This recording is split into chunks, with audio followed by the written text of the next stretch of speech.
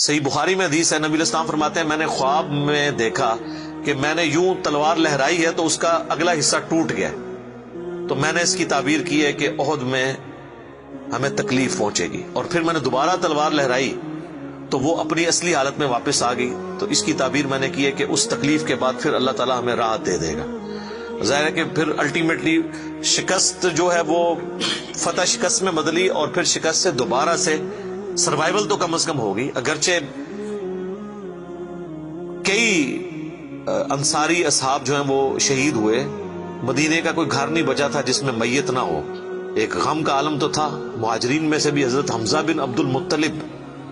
ان کا غم ہی رسول اللہ کے لیے بہت بڑا تھا، وہ آپ کے بھائیوں کی جگہ بھی تھے اور چچا بھی تھے، دودھ پیتے، رضاعت کا رشتہ بھی تھا ان سے، بھائی والا بھی، آرمی چیف بھی تھے، بدر میں بھی، احد کے اندر بھی، تو حضور کے لیے وہ بھی غم بہت تھا۔ حضرت حمزہ بن عبد المطلب کا غم اتنا بڑا غم تھا کہ صحیح بخاری میں ایک پورا چیپٹر ہے غزوہ احد کے چیپٹر کے اندر نا، اس کا عنوان ہی ہے حضرت حمزہ بن عبد المطلب کی شہادت،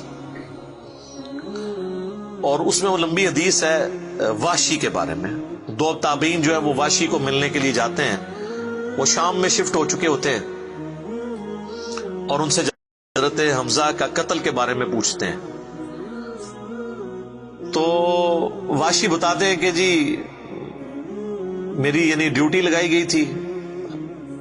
جبیر بن مطعم کی طرف سے۔ خیر وہ جبیر بن مطعم بعد میں وہ بھی مسلمان ہو گئے، وہ بھی صحابی ہیں، اور ہند جو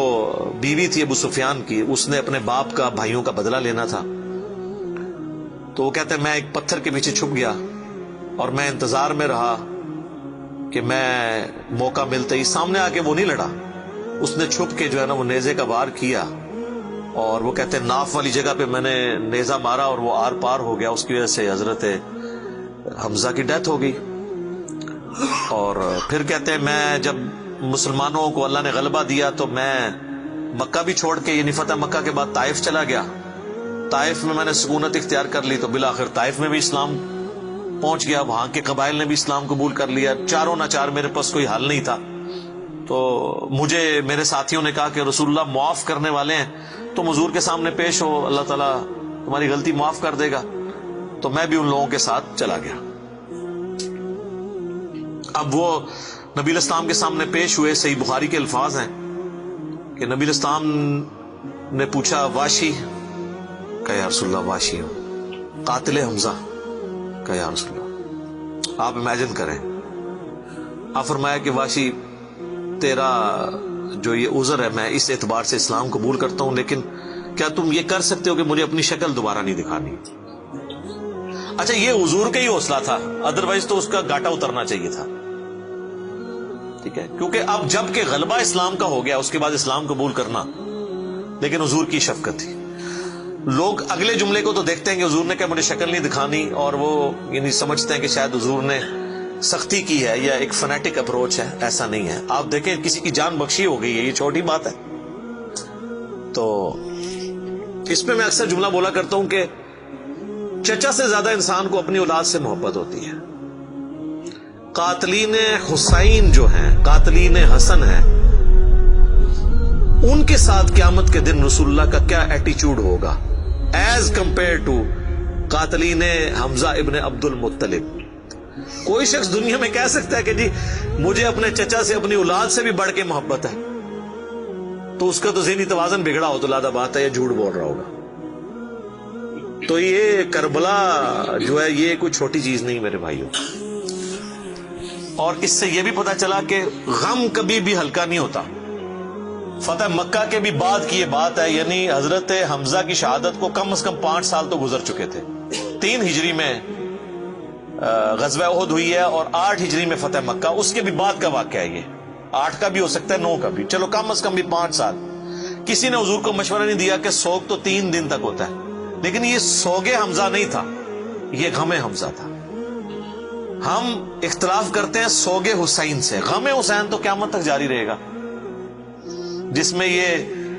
پیٹنے والا ماتم والا معاملہ نہ ہو، بلکہ حسین علیہ السلام کی اس دعوت کو یاد کیا جائے۔ خیر حضرت وحشی کہتے ہیں، ظاہر ہم تو ان کا احترام سے نام لیں گے، صحابی تو ہیں، وہ کہتے ہیں کہ مجھے پوری زندگی اس بات کا غم تھا اور میں اللہ سے دعا کرتا تھا کہ اللہ مجھ سے نہ کوئی بڑا کام کروانا ہے۔ تو بخاری کے الفاظ ہیں، وہ کہتے ہیں جب مسیلمہ کذاب نے دعوی نبوت کیا تو میں نے اللہ سے دعا مانگی کہ اللہ میں نے اسلام کے سب سے بہترین شخص کو قتل کیا تھا، یعنی حمزہ کو، اس میں کوئی شک نہیں ہے، میرا تو اجتہاد ہے،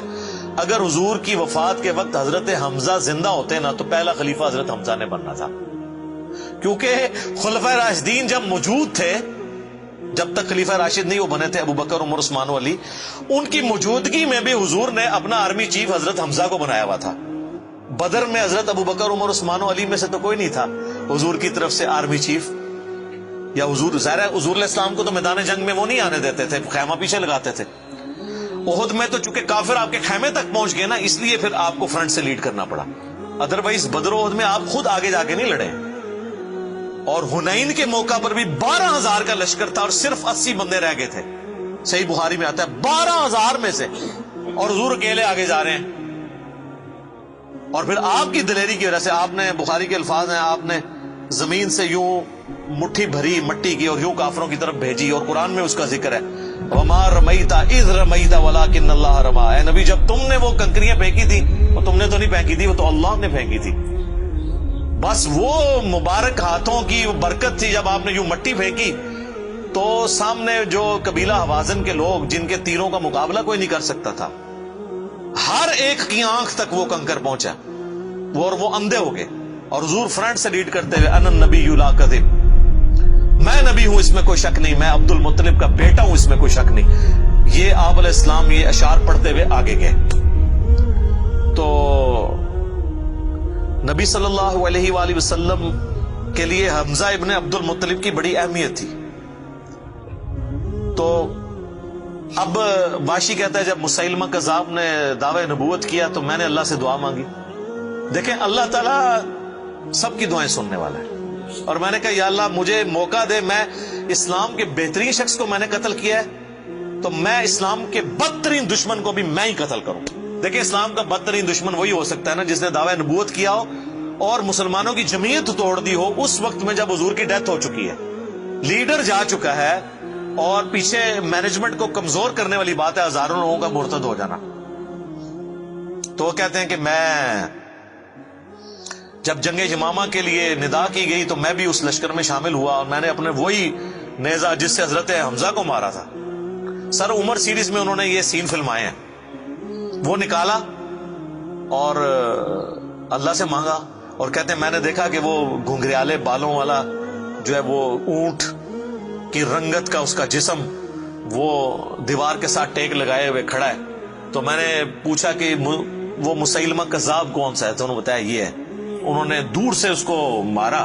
ان کا نشانہ تو بڑا زبردست تھا، تو وہ مارا گیا اور گر پڑا زمین کے اوپر اس نیزے کے وار سے۔ پھر ایک انصاری صحابی نے آگے بڑھ کے اس کی گردن کاٹ دی۔ تو پھر وہ کہتے تھے کہ مجھے اللہ سے امید ہے کہ اللہ تعالیٰ اس نیکی کی برکت سے میری وہ غلطی معاف کر دے گا۔ ٹھیک ہے، ویسے تو اسلام لانے کی غلطی معاف کر دیتا ہے، صحیح مسلم میں حدیث ہے کہ ایمان لانا پچھلے کے گناہوں کو معاف کر دیتا ہے، لیکن سر کچھ گناہ بہت بڑے لیول کے ہوتے ہیں، اس کے لیے بہت بڑے لیول کی نیکی چاہیے ہوتی ہے اس کی کمپنسیشن کے لیے، چونکہ حضور بھی تو اس اعتبار سے تو حضرت واشی حضور کے سامنے نہیں آتے تھے نا۔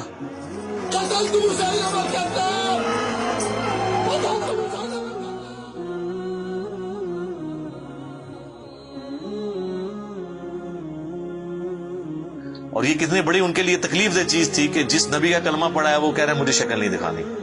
آپ اس تکلیف کو سوچ سکتے ہیں۔ ہاں اب میں یہ سمجھتا ہوں، اللہ سے امید کرتا ہوں کہ قیامت والے دن حضرت واشی حضور کے سامنے اس اعتبار سے پیش ہو سکتے ہیں کہ مجھ سے یہ غلطی ہوئی تو یا رسول اللہ دیکھیں آپ کے سب سے بڑے دشمن کو بھی میں نہیں قتل کیا، تو یہ بہت بڑی سعادت ان کو ملی۔ رضی اللہ عنہم اجمعین وعلیہم السلام۔ صلاۃ بر محمد وآل محمد، اللہم صلی علی محمد وعلی آل محمد واصحابہ اجمعین الی یوم الدین۔